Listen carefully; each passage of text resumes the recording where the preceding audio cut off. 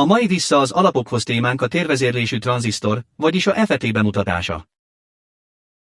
És beszélni fogunk a FET-ekről és MOSFET-ekről, a különböző polaritásokról, az N csatornáról és a P csatornáról, valamint a különböző típusokról, a kiürítési módról és a feszültségnövelési módról. Csupán a FET-ek néhány alapvető jellemzőjét fogjuk áttekinteni, hogy megérted, mire számíthatsz, amikor a természetben találod őket. Amikor FET-ről beszélünk, a csatornáról beszélünk. A csatorna valójában az eszköznyelő és forrás kivezetései közötti útvonalra utal. És majd később meglátjuk, hogyan tudjuk ezt alkalmazni. Egy jó analógia, amely segít az embereknek megérteni a FET-eket, ez a becsípődött kerti locsolócső analógia. Képzelj el egy kerti tömlőt a lefolyóval és a forrással. A kerti tömlőn átfolyó víz olyan, mint az áramlat a csatornán, ahol a tömlő maga a csatorna. És aztán a kapun lévő feszültség a forráshoz képest meghatározza, mennyire csípjük le a kerti locsolócsövet és korlátozzuk az áram áramlását. Mindjárt bővebben beszélünk a FET működéséről, de először nézzük meg a FET családfáját, hogy megértsük, hogyan kapcsolódnak egymáshoz a típusok, polaritások és módok. Az első fő különbség a FET és a MOSFET, illetve a fémoxid FET között van. Hamarosan részletesen is kitérünk a két konstrukció közötti különbségekre. A FET alatt minden FET az úgynevezett kimerülési módban működik, ami azt jelenti, hogy a kapu és a forrás közötti torzítás nélkül a csatorna áramot vezet, majd. Ha a kaput a forrásfeszültség alá hozzuk, elkezdjük zárni és szabályozni az áramot, vagy leállítjuk az áramot. A MOSFET-ek kimerülési vagy erősítési módban is elkészíthetők.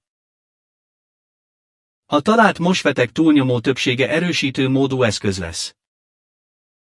A jelerősítési mód azt jelenti, hogy a csatorna lényegében nem vezet áramot, ha nincs kapuforrás előfeszítés, majd a kapufeszültséget a forráshoz képest megváltoztatva erősíti a csatornát és lehetővé teszi, hogy az elkezdjen vezetni. A kimerülési üzemmódú MOSFET nagyon hasonlóan viselkedik, mint a kimerülési üzemmódú FET-ek. Bár léteznek kiürülési módú P csatornás eszközök is, nem hiszem, hogy láttam volna ilyet az elmúlt 30 évben az iparágban. Léteznek N csatornás kimerülési módú eszközök, de ezek nem túl gyakoriak a növelési módú társaikhoz képest. Rövidesen ismét a kimerülési és a fokozási módokat fogjuk tárgyalni. De csak meg akartam mutatni a családfát, hogy megértsétek, hova illeszkednek ezek a kifejezések a családon belül, függetlenül attól, hogy miről beszélünk a FET-ek tekintetében, mindegyiknek van néhány közös jellemzője. A kapubemenet gyakorlatilag nem vesz fel áramot, csak nagyon-nagyon kis mennyiségű szivárgási áram van, nagyon magas a bemeneti impedanciájuk, és jellemzően nagyon hatékonyak kapcsoló alkalmazásokban. És persze van még sok más jellemző is. Bizonyára fejezetek és versek sorakoznak fel a FET-ek körül. De ezek a fő különbségek például a bipoláris tranzisztorokhoz képest. Nézzük tehát, hogyan működnek ezek a FET-ek. Tehát az első dolog, amiről beszélni fogunk, a kimerítési mód és a fokozási mód közötti különbség.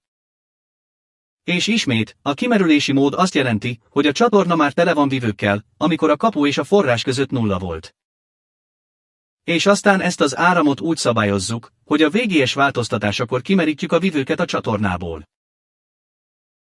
A kiemelt módú eszközök azt jelentik, hogy a csatorna vívőmentes, ha a kapu és a forrás között 0 erőfeszítés van, majd az áramot a csatorna vívőkkel való kiemelésével, a háttéráram változtatásával szabályozzuk.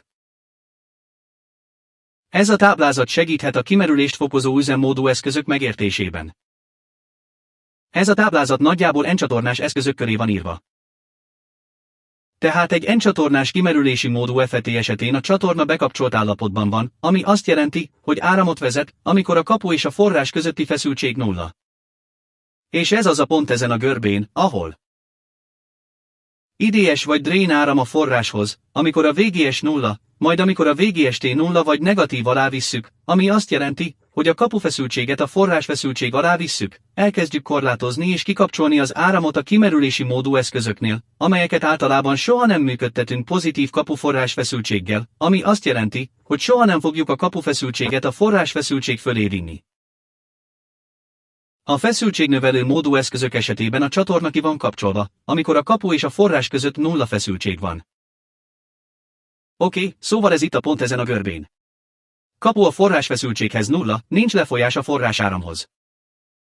És ahogy a kapufeszültséget a forrás fölé emeljük, nullánál nagyobbra téve, akkor elkezd áram folyni a nyerőn keresztül a forráshoz. Tehát ez egy fokozó üzemmód, és ez egy kimerítő üzemmód. És hasonlóképpen, ahogyan itt nem a kimerülési módú eszközöknél dolgozunk, a feszültségnövelési módú eszközöknél sincs szükség a kapufeszültséget a forrásfeszültség alá csökkenteni, mivel a csatorna már kikapcsolt állapotban van, amikor a VGS nulla. A mai videóban a beszélgetés nagy része az N-csatornás eszközökre fog összpontosítani. De ahhoz, hogy megértsük a P-csatornás eszközöket, mindent a feje tetejére kell állítanunk. Ezzel azt akarom mondani, hogy a P-csatornánál az összes kapocsfeszültség és az összes áram egyszerűen ellentétes polaritású, mint a P-csatornánál. És ez nagyon hasonló a bipoláris tranzisztorok PNP és NPN eszközei közötti különbséghez. Tehát itt láthatjuk, hogy egy N-csatornás eszköz esetében a lefolyó áram a lefolyótól a forrásig tartó ilyen módon van meghatározva a hagyományos áramfolyás esetén. És akkor a P-csatornás eszközöknél, tudod, kicsit a feje tetejére állítottam a dolgokat. A forrás most felül van. Tehát az áram lényegében a forrástól a lefolyóig tart. És akkor, amikor a lefolyó feszültség, lényegében az N-csatorna esetében, a lefolyó feszültség nagyobb, mint a forrás feszültség, és a lefolyó áramot vesz fel. P-csatorna esetén a lefolyó feszültség kisebb, mint a forrás feszültség, és a lefolyó források árama is kisebb. Tehát, bár ma elsősorban az N-csatornás eszközökre fogunk összpontosítani, egyszerűen megfordíthatjuk a dolgokat, és ugyanezeket a megbeszéléseket alkalmazhatjuk a P-csatornás eszközökre is. Egy másik dolog, amire érdemes odafigyelni a FET-ek, különösen a kísérő FET-ek és a TO92-es tokozások kezelésekor, a lábkiosztás figyelése. Ennek a J310 FET-nek más a lábkiosztása, mint ennek a 2N7000 MOSFET-nek. Szóval óvatosnak kell lenned, ellenőrizd az adatlapokat, hogy biztosan helyesen add meg a lábkiosztást, mert eltérőek lehetnek a FET-től, a MOSFET-től vagy más típusú eszközöktől függően. Kezdjük a FET-tel vagy Junction FET-tel való beszélgetéssel. Átmeneti FET-nek hívják, mert PN átmenettel van felépítve. A végső anyagban sok hordozó van. Lehetővé téve az áramlását a lefolyóból a forrába. Amikor azonban megfordítjuk az előfeszítést ezen a PN átmeneten, egy kimerülési régiót hozunk létre, lényegében egy területet kimerítve, hogy minden vívőtől mentes legyen. Ezért a megmaradt csatorna egyre nagyobb ellenállásúvá válik, és egyre több áramot korlátoz. Tehát lényegében soha nem előfeszítjük ezt a csomópontot. És a legnagyobb áramot akkor kapjuk, amikor VGS egyenlő nullával, mert ekkor a legkisebb a kimerülési tartomány. Szóval ezt majdnem úgy képzelheted el, mint egy feszültségfüggő ellenállás, oké, ahol minél negatívabbra tesszük a forrásfeszültség kapuját, annál kevesebb áram fog folyni a VDS függvényében. Tehát láthatják, hogy a kapufeszültség forrásfeszültségi alakításával eltérő meredekséget, lényegében eltérő ellenállásértékeket kaphatunk a feszültség és áramgörbén. Nos, ennek a kimerülési tartománynak a méretét, ahogy mondtuk, a feszültség szabályozza, de valójában a feszültség által létrehozott elektromos mező az, ami a töltéshordozók mozgását okozza, ezért nevezik térvezérlésű tranzisztornak, mert az elektromos mező az, ami befolyásolja a tranzisztor működését. Amit itt leírtam ezzel a változó ellenállással a kapuforrás feszültség függvényében, az egy működési tartomány, amelyet a FET lineáris tartományának neveznek. És ez igazából csak alacsony VDS értékek esetén érvényes. Ahogy a lefolyóforrás feszültsége növekszik, egy másik hatás is fellép, amiről hamarosan beszélünk. Nos, először nézzük meg a lineáris régiót. Megvizsgáljuk ezt a műveletet lineáris tartományban ezzel a kis tesztáramkörrel. Ez lesz a tranzisztor, amit tesztelek, és van egy változtatható feszültségforrásom, egy tápegységem, ami a kapu és a forrás között helyezkedik el. És figyeljük meg a polaritást, itt pozitív és negatív pólusokról van szó, ami azt jelenti, hogy a kapufeszültséget a forrásfeszültség alá fogom vinni. És van egy digitális multiméterem a kapunál, így láthatjuk, milyen VGST alkalmazunk. Egy függvénygenerátorból származó fűrészfokfeszültséget fogunk lényegében az eszköz nyerőjére kapcsolni.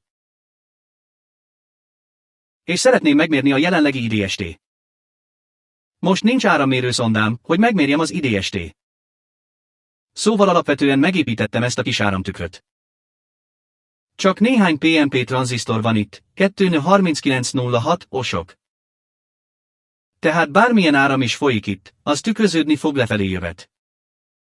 Ez lehetővé teszi számomra, hogy ezt az áramot egy ellenállásra vezessem, és megmérjem az ellenállás feszültségét a Földhöz képest, ami egy olyan feszültséget ad, ami egyenesen arányos a nyerő és a forrás közötti árammal. Mivel nincs árammérő szondám, ez egy jó és egyszerű módja annak, hogy lényegében ezeket a feszültségáram görbéket generáljam az oszkilloszkópon XY módban. Tehát ez ugyanaz a tesztáramkör, amit a videó további részében a többi FET vizsgálatakor is használni fogunk. Szóval van egy J310N csatornás FET-em a kis tesztpanelemen. Ez a két tranzisztor itt fent egy kis áramtükör, és ez az XY kijelző, amely a VDST, vagyis a drain source feszültséget mutatja ebben az irányban, és lényegében az abban az irányban folyó drain áramot képviseli. Tehát láthatjuk, hogy a negatív 4 voltos VGS feszültségnél, ami azt jelenti, hogy a kapu 4 volttal a forrás feszültség alatt van, lényegében nincs áram, ez a dolog úgy néz ki, mint egy szakadás. Oda nyúlok a tápegységhez, és elkezdem csökkenteni a feszültséget. Láthatjuk, és most már én is kezdem látni a hatását, úgy néz ki, mint egy ellenállás, oké. Ahogy egyre feljebb megyünk ide, láthatjuk, hogy ez csak egy dolog, mi csak a csatorna ellenállását változtatjuk a kapu feszültségének megfelelő beállításával. Tehát ezt ismét lineáris működési tartománynak nevezzük, ahol egy szép lineáris ellenállást fogunk kapni, ha úgy tetszik, a VDS-hez képest. Tehát egy lineáris áramváltozás a lineáris lefolyástól a forrásfeszültségig. Ezért hívják lineáris működési tartománynak. Most, ahogy a forrásfeszültség leeresztése tovább növekszik, átállunk a lineáris tartományról a működés terítési tartományára. Mert ami történik, az, hogy a kimerülési tartományt nem csak a kapu és a forrásfeszültség közötti elektromos mező befolyásolja, hanem a nyerő és a forrásfeszültség közötti elektromos mező is. Tehát ez azt okozza, hogy a kimerülési tartomány a csomópont körüli visszapattanás helyett húzódik és eltolódik a nyerőfeszültségtől a forrásfeszültségig terjedő mező miatt. Így furcsa alakot kaphatunk ebben a kimerülési régióban. És ahogy ez történik, egyre jobban elkezdjük lecsípni a csatornát itt fent, még egy adott kapuforrás feszültség mellett is. Ahogy a lefolyó feszültség növekszik, jobban elzárjuk a csatornát. Ezáltal a dolgok eltérnek ettől a szép lineáris ellenállásos viselkedéstől az úgynevezett terítési tartományba. És ez így néz ki ugyanazokon a görbéken, mint itt. Ilyen alacsony VDS értékeknél lineáris ellenállásváltozást tapasztalunk ebben a lineáris tartományban itt lent. Nagyobb VDS feszültségeknél azonban a görbe elkezd ellaposodni. Oké, és ezt terítési tartománynak nevezzük.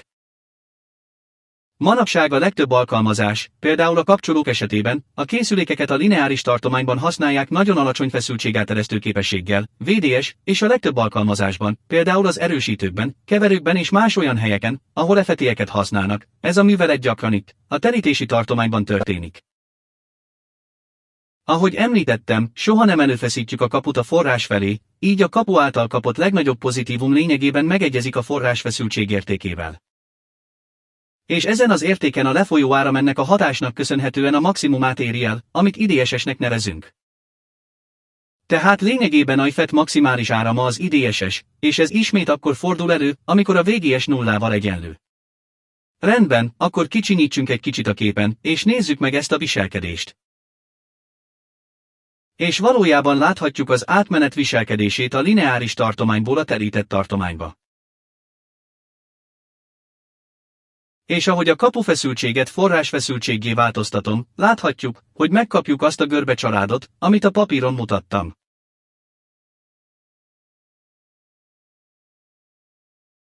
Tehát ismét a lineáris tartomány az, ahol a kimerülési tartomány csak a kapu és a forrás közötti feszültség uralja.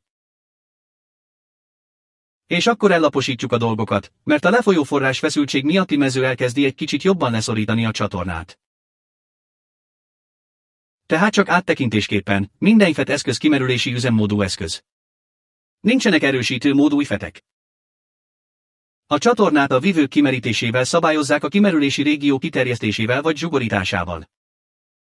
És ez lehet a VGS és a VDS kombinációja, vagy a kettő kombinációja, attól függően, hogy melyik régióban működünk. A IFET-ek egyik igazán jó tulajdonsága, hogy nagyon könnyű előfeszíteni őket. És ez egy nagyon-nagyon egyszerű előfeszítő séma, amelyet nagyon gyakran használnak IFET-ek használatakor. Mint egy bipoláris tranzisztornál, itt sem kell ellenálláselosztókat vagy bármit beállítani, mert ami történik, mondjuk ebben az esetben, ahol a kaput egy nagy ellenálláson keresztül földeljük, nem folyik áram a kapun, így nem kell aggódnunk amiatt, hogy feszültség jelenik meg rajta, tehát lényegében a kapu a földön van, amíg nincs bemeneti jel. Amikor a kapu a földön van, és a forrás lényegében földelve van ezen az ellenálláson keresztül, az itt folyó áram IDS-es lesz, így ahogy az áram folyik, a forrás ellenálláson keresztül generált feszültség megemeli a forrás feszültségét, ami hatékonyan negatív VGST hoz létre, ezáltal csökkentve az áram mennyiségét, tehát ez egyfajta önfeszítő típusú áramkör, ahol a forrás addig a pontig növekszik, ahol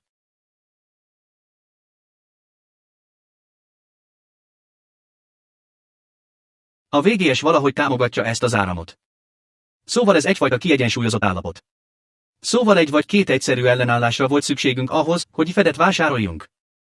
Nagyon egyszerű üzletkötés. Tehát a következő lépésben nézzük meg a MOSFET-et. Egy MOSFET kicsit másképp van felépítve. A kapu lényegében nem dióda, mint a készülék többi része. Valójában egy oxid szigeteli. Nos, régen mindig is így volt, de most már más technikákat is alkalmaznak. De valójában a kapu el van szigetelve a készülék testétől. Egy N-csatornás eszköz esetében ne érintkező van beszórva, hogy létrehozzák a nyelőt a forrás érintkezőkben. A kapu ismét úgy néz ki, mint egy kondenzátor, mondhatni. És ez mindenre a P-típusú anyagra vagy a készülék testére van építve. Tehát a kapun lévő bármilyen torzítás nélkül, csak egy természetes kimerülési tartomány létezik, amely csak az ilyen típusú PN átmenet miatt fordul elő. És mivel van ez a kiürülési tartomány, a két érintkező közötti csatorna lényegében mentes minden vívőtől, ezért a csatorna ki van kapcsolva. Tehát ez egy képjavító módú eszköz. Amikor a kapuforrás feszültség nulla fölé emelkedik, a vívők az eszköztestéből a csatornába húzódnak, ezáltal lehetővé téve a nyelőáram áramlását. Tehát ismét a kapuforrás feszültség elektromos mezeje erősíti fel ezt a csatornát, vagy teszi lehetővé az áram áramlását. Most nagyon hasonlóan a IFET-hez, alacsony drain source feszültségeknél ezt a kimerülési tartományt némileg egyenletesen szabályozza a gate source mező vagy elektromos mező. De ahogy a lefolyó és a forrásfeszültség növekszik, ez a mező ugyanúgy eltolódik, mint ahogy azt a IFET esetében láttuk. Tehát ugyanazokat a lineáris és terítési tartományokat kapod a MOSFET-ben, mint a IFET-ben. Általánosságban a MOSFET-ekkel. A lineáris tartomány egy kicsit sekélyebb, ami azt jelenti, hogy sokkal alacsonyabb ellenállásértékeket kaphatunk a MOSFET-eknél, így a MOSFET-ek ideális kapcsolók, mivel nagyon alacsony az ellenállásuk ebben a lineáris tartományban, és most azt is tapasztalhatjuk, hogy az itteni terítési tartományban jellemzően egy kicsit laposabb választ kapunk, sokkal nagyobb lényegében a kimeneti impedanciát, ha úgy tetszik, ha így gondoljuk bele ezeknek az eszközöknek a működésébe. Rendben, akkor nézzük meg ezeket a görbéket a oszkillopon, ahogy a IFET-tel is tettük. Szóval, amit tettem, az, hogy a J310 IFET-et egy 2N7000 erősítő módú N-csatornás MOSFET-re cseréltem. Megfordítottam ennek a változtatható tápegységnek a bekötéseit, hogy a VGST nulláról pozitív értékekre tudjam állítani. De ezek voltak az egyetlen további változtatások, amiket eszközöltem. Ez ismét egy N-csatornás erősítésű eszköz, tehát 0 voltos kapuval a forrásként szolgáló eszköz lényegében nagyon-nagyon nagy ellenálláson működik, ahogy a kapufeszültséget növelem. Elkezd vezetni, és most láthatod, hogy itt van a lineáris tartomány, majd ellaposodunk a terítési tartományba, ebben az esetben körülbelül 1,6 volt VGS-en van, amit láthatsz, hogy folyamatosan ezt emlegetem, tudod, az áramit vagy az ellenállás valójában elég meredekké válik, oké, de a MOSFET-eknek általában nagyon alacsony RDS-ük lehet.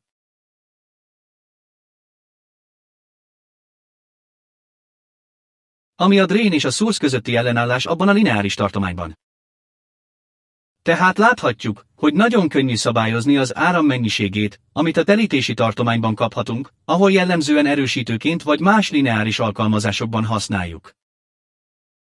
És azt is láthattuk, hogy az RDS egy elég szép, könnyen szabályozható, alacsony értékre van állítva, ami hasznos például a switch alkalmazásokhoz.